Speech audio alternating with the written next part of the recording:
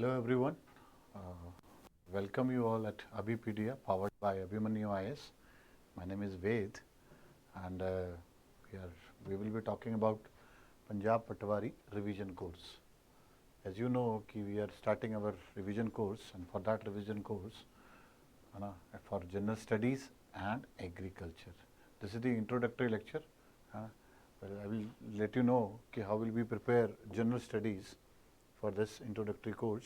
And when we talk about general studies, जब भी हम जनरल स्टडीज़ की बात करते हैं तो दो चीज़ें हैं which is very very important, कि इसमें दो चीज़ें रहेगी हमेशा, और एक कॉन्सेप्ट है ना, हम समझेंगे कॉन्सेप्ट को कैसे हमने लॉन्ग टर्म के लिए या कैसे रिटेन करके रखना है। दूसरा फैक्ट्स, तो फैक्ट्स में कैसे हम इनोवेटिव मैथड्स यूज़ कर सकते हैं।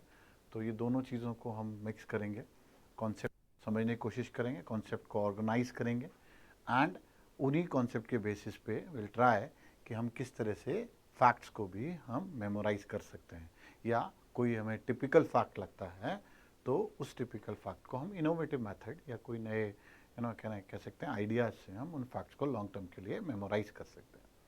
ठीक है, अब क्योंकि एज यू नो कि this whole course is revision course, ठीक है, तो हम रिविज़न पे ज़्यादा फोकस करेंगे कि भाई इसी मेथड से हम पढ़ेंगे कि हम मैक्सिमम रिवीजन कर सकें। ठीक है, सबसे पहली बात, तो let's take example of polity. एक एग्जांपल लेते हैं, पॉलिटी का एग्जांपल ले लेते हैं कि पॉलिटी एज यू नो कि अगर हम बात करें पॉलिटी की, तो हमारा जो पटवारी का सिलेबस है उसके अंदर हम देखें तो एडमिनिस्ट्रेटिव एंड कॉन्स्टिट्यूशनल लॉ की बात हो रही है, फंडामेंटल राइट्स की बात हो रही है, डायरेक्टर प्रिंसिपल की बात हो रही है, उसके अलावा सेंटर स्टेट रिलेशंस की बात हो रही है, जुडिशरी की बात हो रही है। तो हम नोटिस करेंगे तो पॉलिटी का ऑलमोस्ट सारा पोर्शन कवर हो रहा है। ठीक है, तो इसका मतलब पॉलिटी का जो वेटेज है, और गवर्नमेंट जॉब है तो गवर्नमेंट जॉब में पॉलिटी का वेटेज हमेशा रहता है। ठीक है, तो इसलिए अब पॉइंट ये है कि कौन सी पॉलिटी, यहाँ पे हमने पॉलिटिकल साइंस नहीं पढ़नी है। ठीक है, हमने एक पॉलिटी इस तरह से प्रिपेयर करनी है ताकि हम एक कॉम्पिटिटिव एग्ज़ाम को क्लियर कर सकें। ठीक है, तो यहाँ पे कॉम्पिटिटिव एग्ज़ाम रिलेटेड पॉलिटी है, तो उसके लिए दो गोल्डन रूल सबसे पहले आपने ध्यान रखना है। The first golden rule is no views. Polity जब भी पढ़ेंगे तो ना तो अपने कोई व्यूज़ पढ़ने हैं, और ना कोई व्यूज़ रिटेन करने हैं, ना याद रखने हैं, एंड ना कोई व्यूज़ देने हैं, है ना। You don't have to be politician, तो don't waste your time in views, concentrate on news part. Second thing is, polity पढ़ते हुए है ना, हम इंडियंस में कहते हैं ना एक इमोशनल कांस्टेंट है हमारे अंदर बहुत ज़्यादा, तो डोंट गेट इमोशनल, है ना। तो पॉलिटी पढ़ते हुए, जब भी पॉलिटी पढ़ते हो या पॉलिटी किसी से डिस्कस करते हो, कुछ भी है तो नो इमोशनल ना, डोंट गेट इमोशनल। ठीक है ना, क्योंकि जो भी हम पढ़ते हैं पॉलिटी में, जो भी मैं पढ़ा रहा हूँ या जो भी मैं आपको सिखाऊंगा इस पॉलिटी के अंदर, हम उसमें ये कह सकते हैं कि ये सब काल्पनिक है, इनका वास्तविक जीवन से कोई लेना देना नहीं है। ठीक है, तो ये आपने ध्यान रखना है। सबसे पहली चीज़ पॉलिटी, क्योंकि आप में से कई बीटेक हैं, कोई बीएससी होंगे, कुछ लोगों ने पॉलिटिकल साइंस पढ़ा भी होगा, लेकिन एक चीज़ बहुत ज़रूरी है पॉलिटिक्स पढ़ने के लिए, टर्मिनोलॉजीज़। आप सबने कईयों ने पढ़ी भी होंगी टर्मिनोलॉजीज़, लेकिन अभी भी अगर टर्मिनोलॉजी पे कमांड नहीं है तो कोशिश करो जो भी टर्मिनोलॉजी पॉलिटी से रिलेटेड है उनको डिफ़ाइन करने की कोशिश करो, है ना। ज़्यादा पीएचडी नहीं करनी है, सिर्फ उसको डिफ़ाइन करना है। क्लियर, इनकेस कोई नहीं समझ आता तो पूछ लो, डिक्शनरी यूज़ कर लो, लेकिन टर्मिनोलॉजी जो पॉलिटिक्स रिलेटेड टर्मिनोलॉजीज है, बहुत सारे टर्म्स हैं जिनके आपको बेसिक डेफिनेशंस तो मालूम होने चाहिए। जैसे सेकुलरिज्म क्या है, सोशलिज्म क्या है, कम्युनिज्म क्या है, डेमोक्रेटिक या पार्लियामेंट्री डेमोक्रेसी, प्रेसिडेंशियल डेमोक्रेसी में डिफरेंस क्या है। तो ये बेसिक टर्मिनोलॉजीज हैं विच आर वेरी इंपॉर्टेंट, जो आपको मालूम होने चाहिए। दूसरी चीज़ पॉलिटी में जब हम बात करते हैं, दूसरी चीज़ होती है सिस्टम। ठीक है, हर चीज़ का एक सिस्टम होता है बेटा, चाहे मैं आपको पढ़ा रहा हूँ, दैट इज़ अ सिस्टम, है ना। हम कोई भी काम करते हैं एक सिस्टमैटिक मैनर में करते हैं, और ह्यूमन माइंड जो है वो सिस्टम क्रिएट करता है ना। क्योंकि कैसे होता है कि ब्रेन में आइडियाज़ आते हैं, और आइडियाज़ पे जब हम ट्रस्ट करते हैं, बिलीव करते हैं, प्रैक्टिस करते हैं, प्रमोट करते हैं, तो वो आइडियाज़ आइडियोलॉजी बन जाती है, और आइडियोलॉजी जो है वो अलग अलग आइडियोलॉजिकल सिस्टम्स उसके ऊपर भी सिस्टम बन जाते हैं। अब सेंस होता है, अगर वो पॉलिटिकल सेंस में तो पॉलिटिकल सिस्टम बनेगा, इकोनॉमिक सेंस में तो इकोनॉमिकल सिस्टम बनेगा, सोशल सेंस में तो सोशल सिस्टम बनेगा। यहाँ पॉलिटी की बात है तो और डेफिनेट सी बात है पॉलिटिकल सिस्टम। तो ऐसे दुनिया में कौन कौन से सिस्टम है, उनका कंपैरेटिव एनालिसिस। लेकिन कोई भी सिस्टम जब हमने चलाना है, कोई भी सिस्टम जब हमने किसी भी सिस्टम को फॉलो करना है और किसी भी सिस्टम के अकॉर्डिंगली चलना है, तो उस सिस्टम के लिए कुछ set of rules and regulations होते हैं। कुछ सिस्टम के लिए चलाने के लिए रूल्स एंड रेगुलेशंस होते हैं और उसको इम्प्लीमेंट करने के लिए भी हमारे पास पीपल्स होते हैं। अब रूल्स एंड रेगुलेशन, तो गवर्नमेंट सर्विसेज जो हैं वो यही काम कर रही होती हैं। इसीलिए कोई भी गवर्नमेंट एग्जाम होता है उसमें सिस्टम रिलेटेड क्वेश्चंस इसी या कि हम कह सकते हैं। अब रूल्स और रेगुलेशन अगर हमारे किसी भी सिस्टम को चलाना है हमारी कंट्री के अंदर, they have been enshrined in the constitution. यानी अगर हम कॉन्स्टिट्यूशन पढ़ लें तो हमें set of rules and regulation मालूम पता लगेंगे, और अगर हमें set of rules and regulation मालूम हैं तो डेफिनेट सी बात है हमें अपने सिस्टम की नॉलेज भी रहेगी। तो ये इंटरकनेक्टेड है, इसीलिए पॉलिटी के अंदर कॉन्स्टिट्यूशन से क्वेश्चन आते हैं, ये आपने ध्यान देना है। तो this is the important thing, that is why मैंने कहा कि यहाँ पे हम पॉलिटी के अंदर कॉन्स्टिट्यूशन को इम्पोर्टेंस देंगे, कॉन्स्टिट्यूशन को पढ़ेंगे, ठीक है, ध्यान रखना। अब मुद्दा क्या है? मुद्दा ये है कि अगर हम कॉन्स्टिट्यूशन की बात करें तो कॉन्स्टिट्यूशन को बनाने में हमने we took 2 years 11 month 18 days। Can you imagine? 2 साल 11 महीने 18 दिन। और मैं आपको कह रहा हूँ कि मैं आपको ये रिवाइज कर दूंगा। दैट कितना 8 7 8 10 लेक्चर में आपको रिवाइज करके दूंगा, है ना? या मैं आपको रिवाइज इस कॉन्स्टिट्यूशन को के ऊपर आपकी कमांड बनाने की कोशिश करूँगी। तो देखा जाए तो ये इतना आसान नहीं है, ठीक है, या ये मैं देखा जाए तो पूरे सेंस में नहीं हो पाएगा, लेकिन हमारा वो गोल्डन रूल कि ठीक है हम पूरा कॉन्स्टिट्यूशन नहीं कर सकते इतने टाइम के अंदर, लेकिन गोल्डन रूल क्या है कि एनी क्वेश्चन जो कॉन्स्टिट्यूशन से इजी क्वेश्चन होगा हम वो नहीं छोड़ के आएंगे। गोल्डन रूल क्या है कि in a competition exam if you do easy question wrong you are out of the competition.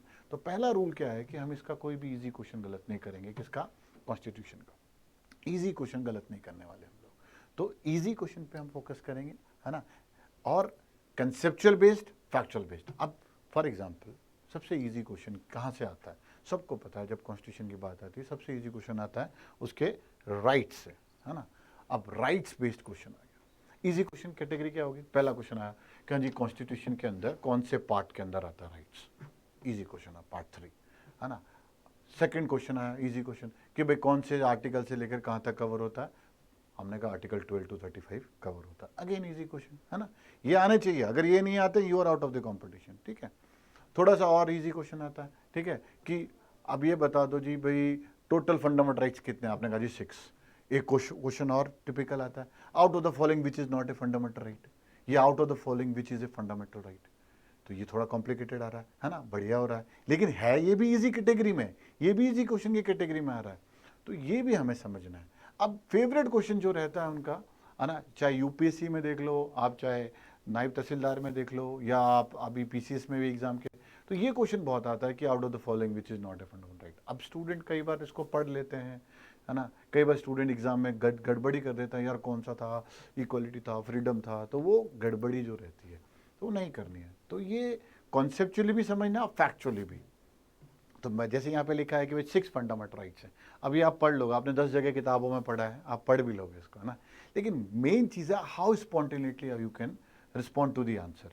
तो ये 6 राइट्स कैसे याद रखने हैं? कुछ इनोवेटिव मेथड से हम बात करते हैं। लेट्स सी कैसे याद रख सकते हैं इन 6 राइट्स को। Let's see, suppose these are the 6 fundamental rights. तो ये फिंगर्स देखो मेरे पास, ये हमारे फंडामेंटल राइट्स हैं। First is right to equality. See this thumb, can you imagine this thumb?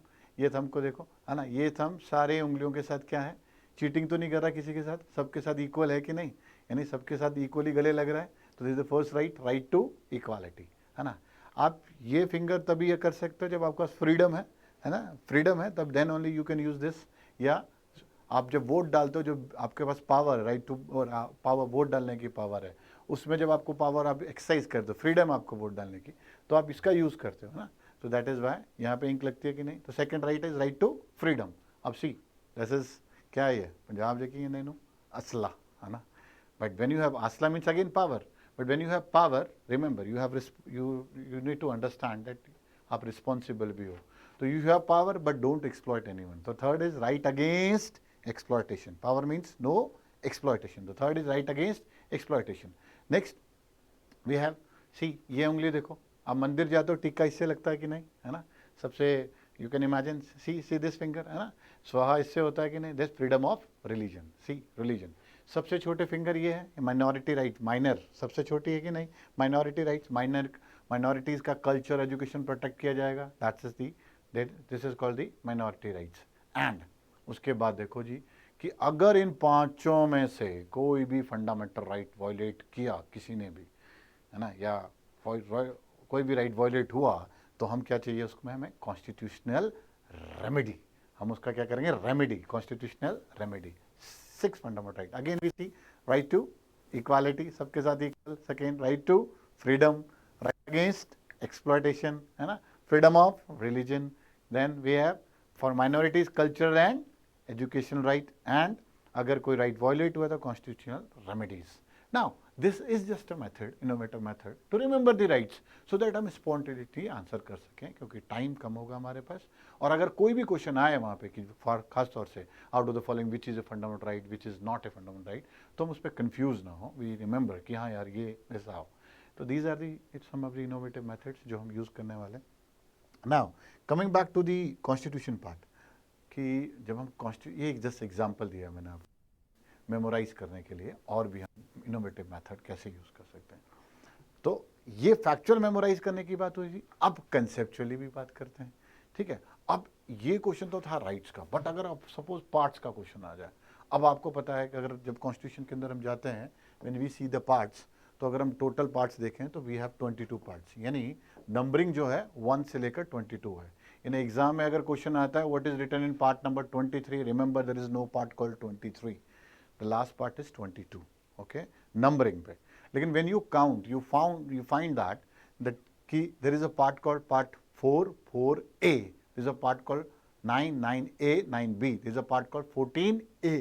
तो जब काउंट करते हो तो टोटल नंबर 25 है, लेकिन नंबरिंग जो है वो 22 पे खत्म हो जाती है।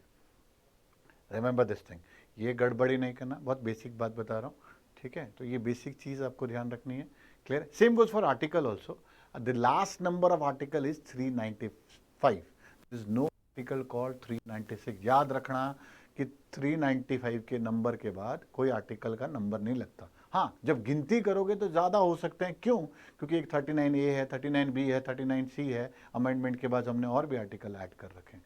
तो remember this thing, this is the basic thing जो आपको पता होना चाहिए, this is very basic thing. Now अब कोई आर्टिकल के ऊपर क्वेश्चन आएगा तो डेफिनेट सी बात है, आपको मोस्ट इंपॉर्टेंट आर्टिकल जो मैं बताऊंगा वो आपने याद करना है, या जो ट्रेंड में है, जो आजकल न्यूज़ में है, वो आर्टिकल्स करेंगे। लेकिन पार्ट्स तो टिप्स पे होना चाहिए, क्योंकि अगेन पार्ट्स में वही राइट्स वाला क्वेश्चन दोबारा आ सकता है कि आउट ऑफ द फॉलोइंग, है ना, this comes under which part, या fundamental rights comes under which part, या tribunals comes under which part, election commission comes under which parts, ये ऐसा आ सकता है। या घुमा के पूछ सकते हैं आपको कि इनमें से ये जो चीज़ें हैं ये कौन से पार्ट के अंदर आती है, या कोई स्टेटमेंट बेस्ड क्वेश्चन आ गया तो उसमें भी वो कुछ इस तरह से पूछ सकते हैं। यानी आपको एक पार्ट की बेसिक नॉलेज होना चाहिए, आपको पता होने चाहिए 22 पार्ट्स, एक एक पार्ट। अब क्या होता है, आपने पढ़े हैं, आपने याद भी करे हैं, आपने रिवाइज भी करे हैं, लेकिन होता क्या है एग्जाम के अंदर आप कहीं ना कहीं ऊपर नीचे कन्फ्यूजन कर देते हो, क्योंकि आपने उसको ऑर्गेनाइज मैनर में नहीं पढ़ा। तो नाउ अगर मैंने आपसे पूछा पार्ट 14 में क्या, पार्ट 13 में क्या, अभी if you can answer means you have command, but if you cannot answer what is there in part 19, what is there in part spontaneously, क्योंकि ज़्यादा टाइम नहीं है, मैंने कहा ना एग्जाम में क्वेश्चन करते टाइम नहीं मिलेगा। what is there in part 17, what is there in part 14, part 12, part 9, part 8, तो इसका मतलब आपका रिवीजन ठीक नहीं है अभी, है ना। और वो बेसिक, और ये कौन सा क्वेश्चन है, इजी क्वेश्चन है, और इजी क्वेश्चन गलत हो जाएगा, है ना। So that is what I am teaching again. अभी मैं आपको बता रहा हूँ यहाँ पे कि ये पार्ट आप अभी आप आंसर करोगे जो मैंने पूछा आपसे, यू विल आंसर मोमेंट आप यू सी दिस। सी अब क्या करते हैं हम, सबसे पहले ध्यान से इजीली समझो, हम क्या करते हैं, हमने सारे पार्ट्स को, पूरे कॉन्स्टिट्यूशन को हमने बेसिकली 3 वर्ड्स में डिवाइड कर दिया मैंने, ठीक है। पहला वर्ड क्या है, पीपल, मैं और आप क्या है, people, first word is people, है ना, यानी हमारी बात हो रही है कॉन्स्टिट्यूशन में। दूसरी चीज़ क्या है, गवर्नमेंट, या फिर किसकी बात हो रही है, गवर्नमेंट की, सेंट्रल गवर्नमेंट या स्टेट गवर्नमेंट, है ना, गवर्नमेंट की बात हो रही है। तीसरी चीज़ बॉडीज़ की बात हो रही है, that is election commission, finance commission, ये सब क्या है, बेसिकली बॉडीज, तो इनकी बात हो रही है। And look at the beauty of the constitution, constitution के जो पार्ट्स हैं वो इसी तरह से आपको दिखेंगे। लेट्स सी, अगर हम पीपल की बात कर रहे हैं तो part 1 to part 4A, if I say part 1, part 2, part 3, part 4, part 4A, अगर मैं यहाँ पे लिखता हूँ part 1, part 2, part 3, part 4, part 4A, अगर हम इनकी बात करें तो आपको इजीली दिख जाएंगे 1 2 3 4 1 4A। अब रट्टा नहीं लगाना आपको, ये आप ऐसा नहीं है कि आपको मालूम नहीं है इसके बारे में, आपको पहले से मालूम है इसके बारे में, है ना, ये सारे पार्ट्स आपको पता है ऑलरेडी, लेकिन पॉइंट इज आपने रट्टा नहीं लगाना, ठीक है। अभी आपने क्या करना है, सोचना है कि जो शुरू के 5 पार्ट हैं वो मेरे बारे में बात करते हैं, पीपल्स के बारे में बात करते हैं, लोगों के लिए बात करते हैं। तो सी ब्यूटी कि फर्स्ट पार्ट में कोई भी इंसान है जो भी इस देश में रहता है उसके लिए क्या है, उसको एक देश मिला, दैट देश is called union of India. तो इसलिए पार्ट 1 बात करता है यूनियन, और उस देश के अंदर हर एक इंसान को एक टेरिटरी मिली है ना, जैसे हमको पंजाब मिली है, तो यूनियन, और हमारे पास एक टेरिटरी है, एक एरिया है हमारे पास, यूनियन एंड इट्स टेरिटरी की बात होती है ना, टेरिटरी की बात होती है पार्ट नंबर 1 में। वी ऑल नो दिस, ठीक। हमें देश मिल गया और हमें क्या मिल गई, टेरिटरी, है ना। Don't try to mug it up. See अब हम उस देश के क्या बन गए, सिटीजन। उस देश के अंदर एक टेरिटरी मिली, है ना, एक यूनियन देश मिला और उसके अंदर एक टेरिटरी। अब उस पार्ट 2 में क्या मिला हमको, उस देश के सिटीजनशिप के प्रोविजन, सिटीजनशिप और सिटीजनशिप के नॉर्म्स, ठीक है, जो भी हैं वो पार्ट 2 में लिखे गए, ठीक। अब सिटीजनशिप आ गई ना, थर्ड थिंग, अब हमें यहाँ पे, हम यहाँ के सिटीजन हैं, हमें, और जो नॉन पीपल यहाँ पे नॉन सिटीजन भी आ रहे हैं उनको भी और हमको भी, सबको क्या है इस पर्टिकुलर कंट्री के अंदर क्या मिल रहा है, हमें फंडामेंटल राइट्स। पार्ट 3 में क्या बात कर, राइट्स। तो पहले देश मिला, टेरिटरी मिली, सिटीजन बने उस देश के, अब हमें क्या मिल गया, राइट्स। लेकिन राइट से पेट नहीं भरेगा, काम धाम भी चाहिए। तो काम धाम के लिए सरकार क्या बनाती है, अलग पॉलिसीज़ बनाती है। तो हमारा वेलफेयर करना है ना, सोशल इकोनॉमिक वेलफेयर करना है, तो उसके लिए क्या बनाई, DPSPs, that is director principle of state policies. ये चारों चीज़ें किसको मिली, लोगों को, पीपल को। अब पीपल भी तो कुछ करे ना देश के लिए, और पीपल को क्या बोला कि तुम क्या करो देश के लिए, ड्यूटीज। तो last part that is 4A talks about fundamental duties. तो रट्टा लगाने की जरूरी नहीं है, रट्टा नहीं लगाना। आपने ये सोचना है कि शुरू के 5 पार्ट मेरे बारे में बात कर रहे हैं, है ना, कि मेरे बारे में बात कर रहे हैं कि मुझे पहले देश मिला, मुझे उसके अंदर एक टेरिटरी मिली, देन सिटीजनशिप मुझे मिला, देन मुझे राइट्स मिले, देन डायरेक्टिव प्रिंसिपल के थ्रू मुझे जो भी जॉब अपॉर्चुनिटीज़ वगैरह क्रिएट होंगी मेरे लिए, जो भी वेलफेयर होगा उसके पॉलिसीज़ बनाई गई, एंड मैंने फिर देश के लिए क्या किया, मैंने कहा मैं देश के लिए ड्यूटीज़ करूँगा। See that's the important. Again look at the beauty. अगर हम पार्ट 5 की बात करें, पार्ट 5 से लेकर part 6, part 7, part 8, part 9, part 9A, part 9B, है ना, पार्ट 10, 11, 12, 13, 14 और 14A, अगर हम इन सब की बात करें अप टिल 14A चले जाएं हम लोग, तो they all talk about the government, ठीक है। अब आपने क्या करना, पार्ट 5 से लेकर 14A गवर्नमेंट की बात हो रही। अब यहां पे आपने एक बात ध्यान रखनी है, सिंपल एक बात, ऑटोमेटिकली आपको पता लगेगा। आपने ये याद रखना है कि आपको बड़ी गवर्नमेंट से छोटी गवर्नमेंट की तरफ आना है। कहां से आना है, बड़ी गवर्नमेंट से छोटी गवर्नमेंट। तो बड़ी गवर्नमेंट कौन सी होती है, सेंटर या स्टेट, सेंटर को यूनियन गवर्नमेंट। तो part 5 talks about union government. See part 5 talks about union government, ठीक। यूनियन से छोटा क्या है, स्टेट। यानी 6 पार्ट में क्या है, you are giving the answer, मैं नहीं दे रहा हूं आंसर, तुम दोगे आंसर। पार्ट 6 में कौन सी गवर्नमेंट है, स्टेट गवर्नमेंट। स्टेट हमारे पास 2 तरह के प्रोविजन होते थे स्टेट के पहले, which has been amended by 7th amendment, यानी 7th part has been amended by 7th amendment. तो 7th पार्ट अब अमेंडेड है तो ये एग्जिस्ट नहीं करता। अब 6 से सीधा कहेंगे 8th में। अब स्टेट से छोटा क्या होता है, हाँ नॉट लोकल, स्टेट से छोटा यूटी चंडीगढ़, यूटी दिल्ली, है ना, ऐसी चीज़ें हैं हमारे पास, NCR दिल्ली। तो पार्ट 8 में यूटी गवर्नमेंट, कौन सी गवर्नमेंट, यूटी गवर्नमेंट, ठीक है, पार्ट 8 में। अब 9 देखो, यहाँ भी 9 है, यहाँ भी 9 है, यहाँ भी 9 है, 3 9 है कि नहीं, यस और नो, 9A 9B, ठीक है, ये लोकल गवर्नमेंट की बात करता है। इसमें भी ध्यान रहे, देश में गांव ज़्यादा है शहर कम है, तो गांव पहले आएंगे शहर बाद में, इसलिए 9 में पंचायत आ जाएगा, ठीक है, और 9A में म्यूनसिपल आ जाएगा, और 9B में कोऑपरेटिव सोसाइटीज आ जाएंगी। सी रट्टा नहीं लगाना। And look at the beauty, ठीक है, कि अगर आपसे किसी ने पूछा, आपको सिर्फ ये पता है यूनियन गवर्नमेंट, स्टेट गवर्नमेंट, लेकिन किसी ने पूछा कि जी प्रेसिडेंट कौन से पार्ट में, आपको पता है प्रेसिडेंट किसका पार्ट है, सेंट्रल गवर्नमेंट का पार्ट है, तो प्रेसिडेंट इज ऑन द कौन से पार्ट में, part number 5। If somebody ask you parliament कौन से पार्ट में, answer is part number 5। Prime minister कौन से पार्ट में, पार्ट नंबर 5। सुप्रीम कोर्ट कौन से पार्ट में, part number 5। If chief minister कौन से पार्ट में, पार्ट नंबर 6। हाई कोर्ट कौन से पार्ट में, part number 6। Subordinate part number 6। Are you getting my point? See this is the benefit of organising, कि एक साथ आप बहुत सारे क्वेश्चंस कर रहे हो और बहुत सारे क्वेश्चन इवेल्युएट हो रहे हैं। क्लियर है? तो इवेल्युएटिव मेथड यही है और ये आपने समझना है। तो पार्ट नंबर 6, ठीक है, ये आपको बताया मैंने। पार्ट नंबर 9 मैंने आपको बताया, लोकल की बात करता है, 9A 9B और 9C तीनों लोकल आ गई।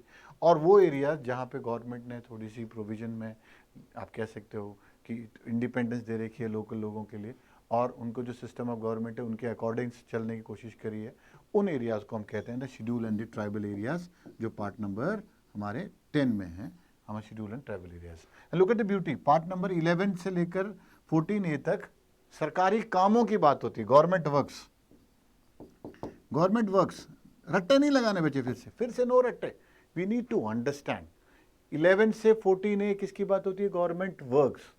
अब देखो, कोई भी काम करना है तो सबसे पहले क्या चाहिए भाई? रिलेशन, है ना? मैं आपको पढ़ा रहा हूँ, आप मुझसे पढ़ोगे, तो हमारे बीच में क्या बनना चाहिए? एक relation, that's the first thing. तो 11 पार्ट 11 टॉक्स अबाउट रिलेशन। किसके हैं? दो गवर्नमेंट, सेंटर और स्टेट, उनके बीच में relation. Centre state relation talks about part, कौन से पार्ट में? 11। अब कोई भी रिलेशन तभी चल सकता है जब उसमें हिसाब किताब ठीक हो भाई, है ना? फाइनेंस की बात हो, है कि नहीं? है कि? That's the important thing. तो फाइनेंस, प्रॉपर्टी, सूट्स की बात होती है पार्ट नंबर 12। अब रिलेशन बन गए, फाइनेंस आ गया, now we can do the trade and commerce. तो पार्ट नंबर 30 में किसकी बात होती है? ट्रेड एंड कॉमर्स की बात होती है, ठीक है। अब रिलेशंस की बात आ गई, फाइनेंस की बात आ गई, ट्रेड एंड कॉमर्स की बात आ गई। इन सब चीज़ों को चलाने के लिए we need people, we need services. तो पार्ट नंबर 14 में किसकी बात होती है? सर्विसेज। और सर्विसेज में कोई भी अगर इश्यूज आते हैं तो वो पार्ट नंबर 14A के अंदर, उसके लिए सर्विस ट्रिब्यूनल्स बना रखे हमने, इसलिए 14A हमने उसको नाम दिया है। See, that is the beauty of organising, कि आपको रट्टे नहीं लगाने। और एग्जाम के अंदर अगर आप ये सोचो हल्के से आप इसको एक छोटी सी ट्रिक से आप इसको ऑर्गेनाइज करते हो, तो ये जो बहुत सारे फैक्चुअल क्वेश्चन आते हैं, बहुत सारे फैक्ट्स के जो पैरामीटर्स बनते हैं, आप इनको ठीक कर सकते हो और एग्जाम में क्वेश्चन इनके ऊपर जो बेस्ड हैं वो सॉल्व कर सकते हो, और एक साथ आप बहुत सारे क्वेश्चंस के आंसर्स भी डिराइव कर सकते हो, इवेल्युएट कर सकते हो। सी, अब अगर हम बॉडीज में जाएं, वैसे तो पार्ट 15 में हमारी वो बॉडी है जो इन दोनों के बीच में रिश्ता करवाती है ना, यानी बिचौले का काम करती है, पंजाब से कहते हैं ना बिचौला। तो वो बिचौला कौन है जी? Election commission. पीपल वोट डालते हैं, गवर्नमेंट बनती है। तो पार्ट 15 जो इमीडिएटली 14 के बाद जो पार्ट 15 आता है वो इलेक्शन कमीशन की बात करता है। अगर हम देखें तो इलेक्शन कमीशन आ जाता है यहाँ पे पार्ट नंबर 15 के अंदर। बेसिकली पार्ट 15 पे आके कॉन्स्टिट्यूशन के जो प्रोविजन थे वो बन के तैयार हो गए थे, लेकिन क्योंकि हमारे देश में डाइवर्सिटी बहुत ज़्यादा है ना, और प्रॉब्लम बहुत ज़्यादा थे उस वक्त पे, इश्यूज बहुत ज़्यादा थे, ठीक है, और इस डाइवर्सिटी में यूनाइट होना के रहना था, तो उनको एड्रेस करने के लिए हमने कुछ स्पेशल प्रोविजन निकाले।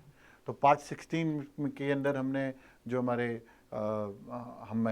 हमारे जो शेड्यूल ट्राइब, शेड्यूल कास्ट और शेड्यूल ओबीसी जो एरियाज़ हैं उनके लिए स्पेशल प्रोविजन दिए, अदर बैकवर्ड क्लासेज और ट्राइबल एरियाज़ जो हैं और शेड्यूल कास्ट के लिए हमने स्पेशल प्रोविजन रखे पार्ट नंबर 16 में। पार्ट 17 लैंग्वेज के बेसिस पे, डाइवर्सिटी बहुत ज़्यादा है ना, हर स्टेट में अलग अलग लैंग्वेज के प्रोविजन हैं, है ना। इवन पंजाब के अंदर पंजाबी के बहुत सारे तरीके हैं बोलने के, तो वो हमने कितनी डाइवर्सिटी, एक स्टेट के अंदर भी डाइवर्सिटी दिखती है हमें, तो वहाँ पे भी हमने देखा, तो इसलिए हमने इसको स्पेशली पार्ट के अंदर रखा। 17 18 के अंदर हमने इमरजेंसी की प्रोविज़न रखे। 19 में मिसलेनियस लेके आए हम लोग, जो कुछ बच जाता है हिंदू उसको मिसलेनियस में रखने की कोशिश करें। 20 में भी टॉक्ट अबाउट अमेंडमेंट्स की, कैसे हम अमेंड कर सकते हैं कॉन्स्टिट्यूशन को। एंड उसके बाद कुछ जो डिस्टर्ब्ड एरिया थे जहाँ पे अभी भी डिस्प्यूट चल रहे थे इंडिपेंडेंस के बाद भी, जिन्होंने हमें थोड़ा लेट ज्वाइन किया, उनके लिए हमने temporary special provision part number 21 में, दैट इज़ 370 के under Jammu and Kashmir and 371 for other parts of the India, other states of the India, जिन्होंने टेरिटोरियल एक्सटेंशन जिनके साथ हमारी लेटर स्टेज पे हुई, उनके लिए स्पेशल प्रोविजन और टेम्परेरी प्रोविजन जो हमने पार्ट 21 में। और पार्ट 22 हर किताब के लास्ट में हमारे ऑथोरिटिक टेक्स्ट वगैरह जो है वो पार्ट 22 में होती है। तो this is how the parts can be organise. अब यहाँ पे एक और चीज़ मैं आपको एग्जांपल देता हूँ, एक और एग्जांपल में क्वेश्चन आता है बॉडी से रिलेटेड, क्योंकि कुछ बॉडीज़ ऐसी भी होती हैं, कुछ कॉन्स्टिट्यूशनल होती हैं, कुछ नॉन कॉन्स्टिट्यूशनल होती हैं, है ना, और कुछ बॉडीज़ लीगल होती हैं, कुछ एडवाइजरी भी होती हैं, ठीक है। तो we need to understand this. Exam का फेवरेट क्वेश्चन है, मैं देख रहा हूँ कई बार क्वेश्चन आ रखा है ये, है ना। जैसे मान लो यहाँ पे लिख दिया, आई जस्ट राइट CBI, ठीक है, national human right commission, national commission for women, है ना, और नेशनल कमीशन फॉर माइनॉरिटी। और क्वेश्चन आ गया, out of the following which is a constitutional body, या इनमें से बोलेंगे out of the following choose any one constitutional body, या कुछ भी घुमा के कुछ इस तरह से क्वेश्चन पूछ लिया कि कॉन्स्टिट्यूशनल है, नॉन कॉन्स्टिट्यूशनल है। तो अगर सवाल आया out of the following which is a constitutional body, हाँ जी कौन सी कॉन्स्टिट्यूशनल है, anybody who can answer fast, anybody, है ना। सरप्राइज, एक भी कॉन्स्टिट्यूशनल नहीं है।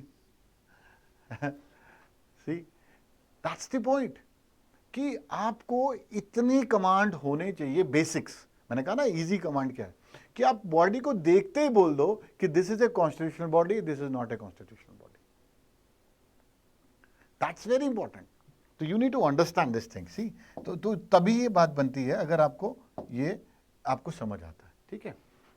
अब बॉडीज का ये चीज आपको समझना है। अब बॉडीज की जब हम बात करते हैं तो बेसिकली हम देखें तो तीन तरह से दिख जाती है, वैसे तो दो ही है, एक कॉन्स्टिट्यूशनल एक नॉन कॉन्स्टिट्यूशनल। नॉन कॉन्स्टिट्यूशनल के अंदर एक चीज हम और देख लेते हैं, दैट इज एडवाइजरी बॉडी। तो कॉन्स्टिट्यूशन में होगा, उनके साथ कोई ना कोई आर्टिकल या पार्ट लगा होगा, ठीक है, उनको चेंज करना है, उनमें कुछ पे एडिशन करना है, तो we need to do the amendment in the constitution, ध्यान रहे। तो कॉन्स्टिट्यूशनल बॉडी वो है जिनके साथ कोई आर्टिकल नहीं लगता है, कोई पार्ट नहीं लगता है, जिनके चेंज करने के लिए हमें अमेंडमेंट नहीं करना होता, वो नॉन कॉन्स्टिट्यूशनल है। और नॉन कॉन्स्टिट्यूशन में जिनके साथ कोई एक्ट लगता है, पार्लियामेंट से पास होकर कोई एक्ट से बनी हो, तो वो लीगल है। जिनके साथ कोई एक्ट नहीं है, कुछ भी नहीं है, वो एडवाइजरी है। जैसे प्लानिंग कमीशन होता था पहले, अभी नीति आयोग है, तो it's a kind of advisory body. लेकिन जो मैंने अभी लिखा था, सीबीआई या national commission for minority, national human right commission, they all are legal bodies. कैसी बॉडीज है? लीगल, ठीक है। लेकिन कॉन्स्टिट्यूशनल तभी है अगर कॉन्स्टिट्यूशन में है तो उसके साथ कोई ना कोई आर्टिकल लगेगा, या फिर क्या होना चाहिए, कोई ना कोई पार्ट होगा, ठीक है। फॉर एग्जांपल अगर हम कॉन्स्टिट्यूशनल बॉडीज की बात करें तो हम कहते हैं, जैसे हम कह लेते हैं इलेक्शन कमीशन, तो हमें आर्टिकल 324, है ना। हम बात करें फाइनेंस कमीशन, आर्टिकल 280, है ना। हम बात करते हैं अटॉर्नी जनरल, आर्टिकल 1 से आर्टिकल 76, ठीक है। अगर हम बात करें national commission for SC, article 338, national commission for ST, article 338A, है ना, हमें मालूम होना चाहिए। अगर हम बात करें अटॉर्नी जनरल के बाद अगर हम बात करें कि कोई एडवोकेट जनरल, ठीक है, वो आर्टिकल 165। तो जिनके साथ भी हमारे आर्टिकल्स लग रहे हैं, समझो वो कैसी बॉडी है, कॉन्स्टिट्यूशनल। तो सबसे पहले तो आपको ये डिफाइन करना पड़ेगा। उसके बाद इनके अंदर प्रोविजन है, वो अलग प्रोविजन है कि भाई अटॉर्नी जनरल की क्या क्या प्रोविजंस हैं, क्या अपॉइंटमेंट क्या है, फंक्शंस क्या हैं, रोल्स क्या हैं, वो बात की बात है। लेकिन अगर आपको ये बेसिक्स नहीं पता, आप आइडेंटिफाई नहीं कर पाते हो, तो समझो you are doing easy question wrong. तो that is what I am going to teach you, कि भाई ऑर्गेनाइज करो और इजी क्वेश्चन गलत नहीं करना है, ठीक है। तो ये मैंने एक एग्जांपल दिया, इंट्रोडक्टरी पार्ट, किसके लिए, पॉलिटी के लिए। ऐसा ही हम बात कर सकते हैं, हिस्ट्री की भी बात कर सकते हैं हम लोग। लेट्स टॉक अबाउट थोड़ी सी मॉडर्न हिस्ट्री के लिए एक और छोटा सा मैं आपको बताता हूँ इंट्रोडक्टरी में, जनरल अवेयरनेस के अंदर। सेम वे आपको ये एक इंट्रोडक्टरी में एग्रीकल्चर का भी दूंगा, और उसके बाद हम क्लासेस स्टार्ट कर देंगे 1 अप्रैल से। तो आपको मालूम है रेगुलर क्लासेस हमारे रिवीजन क्लासेस रहेंगी। तो अब यहाँ पे मॉडर्न हिस्ट्री आगे सी कितनी वास्ट है हिस्ट्री की। जब हम बात वर्ड भी बोलते हैं हिस्ट्री का, तो हमारे दिमाग में आता है अच्छा डेट्स, अच्छा ये भी याद करना, वो भी याद करना है ना, इतने मूवमेंट्स, इतने नाम, ये सब चीज़ें। और पंजाब वालों ने तो लिख दिया पर्सनालिटीज़, सीधा लिख दिया personalities of India as well as Punjab, है ना। ऊपर से इवेंट्स लिख दिए, इवेंट्स, फ्रीडम स्ट्रगल के इवेंट्स, सारे इवेंट्स और मूवमेंट्स भी लिख दिए। अब वो इवेंट्स और मूवमेंट्स में क्या पूछते हैं, वो उनका बहुत वास्टनेस है। लेकिन मॉडर्न हिस्ट्री को अगर हमने क्या करना है, अगेन रिवाइज करना है, कंसोलिडेट करना है, तो कैसे करना है? देखो, सबसे पहले दो बातें ध्यान रखनी मॉडर्न हिस्ट्री के अंदर, कि एक तो हमने कोशिश करनी है कि हमें इसको दो में डिवाइड करने की कोशिश करेंगे हम। एक बिफोर 1857, हाँ, हमारे पास एक क्या चीज़ है बिफोर 1857, और एक हमारे पास है आफ्टर 1857। तो एक तो दिमाग में ये बैठाला सबने, सबको पता ही है ना, ये बिफोर 1857 आफ्टर 1857। सिंपल सी बात है कि जब मॉडर्न हिस्ट्री की बात करते हैं तो हम इस दो सेंस में पढ़ते हैं। एक, क्योंकि हमने यहाँ पे एग्ज़ाम निकालना है, अगेन हिस्टोरियन नहीं बनना है, तो इसलिए मैं टोटल एग्ज़ाम ओरिएंटेड बातें ज़्यादा कर रहा हूँ, ठीक है। तो यहाँ पे हमारे पास दो लोग हैं, एक कौन है, एक है रूलर, और एक कौन है हमारे पास, एक रूल्ड, जिनके ऊपर राज हो रहा है ना।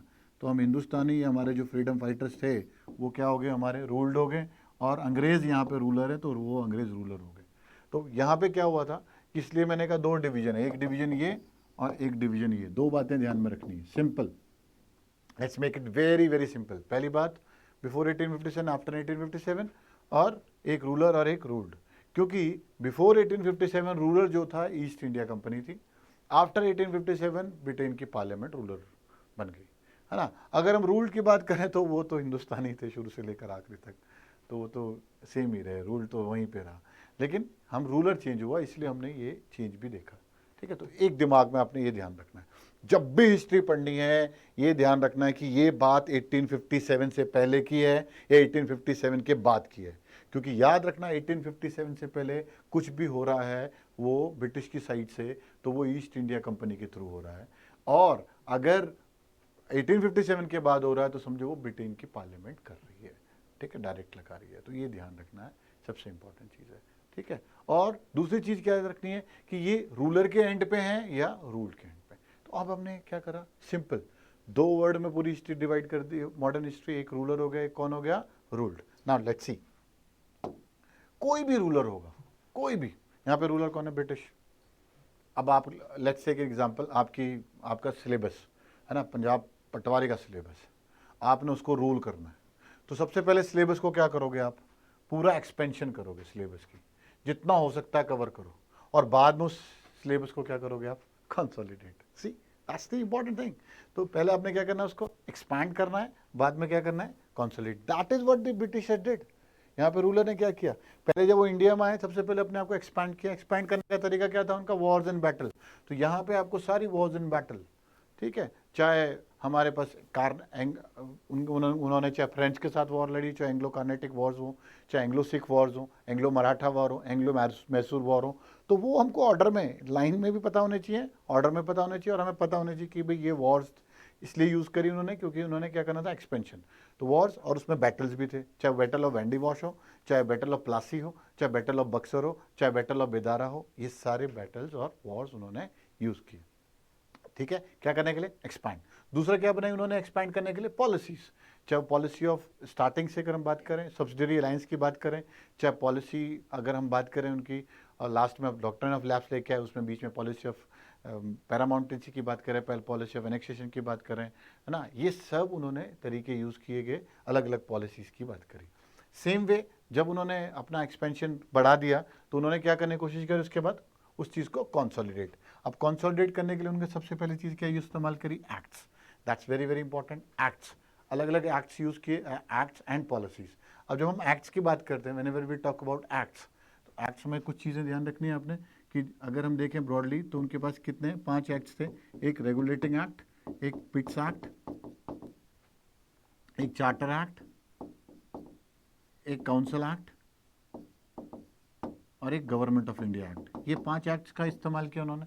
अब इसमें प्रॉब्लम क्या आती है, एक्ट तो 5 ही है लेकिन ईयर्स, जैसे रेगुलेटिंग एक्ट 1773, पिट्स एक्ट 1784, चार्टर 3 बार 20-20 साल के गैप में, ठीक है, 20-20 ईयर्स, 1813, 1833, ठीक है, 1853, ठीक है, council act 1861, 1909, 1892 and 1909, government of India act 1858, then we have 1919, 1935 and 1947, ये 4 गवर्नमेंट ऑफ इंडिया एक्ट थे। तो ये एक्ट के थ्रू बाकी governor general from beginning, from कहाँ पे, वॉरेन हेस्टिंग्स से लेकर माउंटबेटन तक गवर्नर जनरल यूज़ किए। बाकी पब्लिक वर्क्स किए उन्होंने, पब्लिक वर्क्स में उन्होंने जुडिशरी डेवलप किया, एजुकेशन डेवलप किया, प्रेस को डेवलप किया। तो ये हम एक साथ क्या करा, हमने इन सबको ऑर्गेनाइज कर दिया।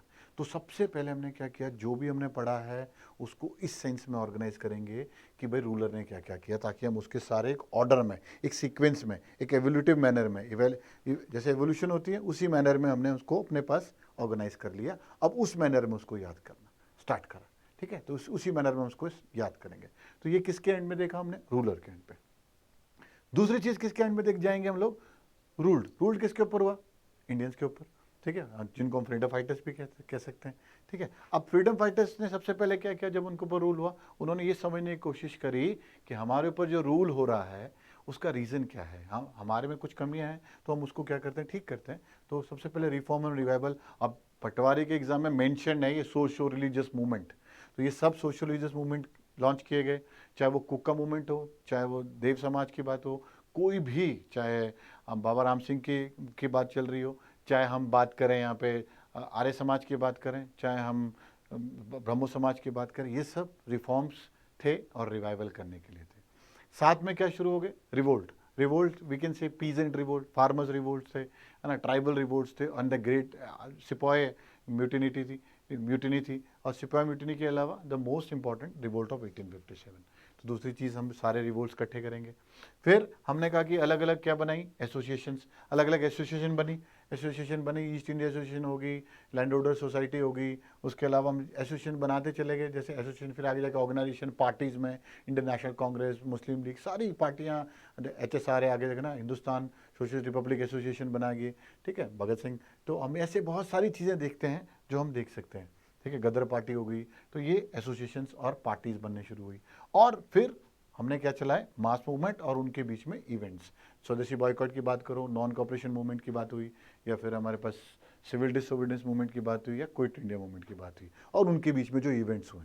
तो ऑटोमेटिक सी बात है, अगर हम इसको सिर्फ इतने टॉपिक्स में ऑर्गेनाइज करेंगे तो हमें याद करने में दिक्कत नहीं आएगी। अगेन वो हमने ऑर्गेनाइज किया, और अब इसको क्या करेंगे, रिवाइज। अगर हम इसको खुल के रखें, ऐसे ही रखें जैसे बुक्स में था या जो हमने पढ़ा, तो बार बार हमें रिटेन करने में दिक्कत आ रही थी।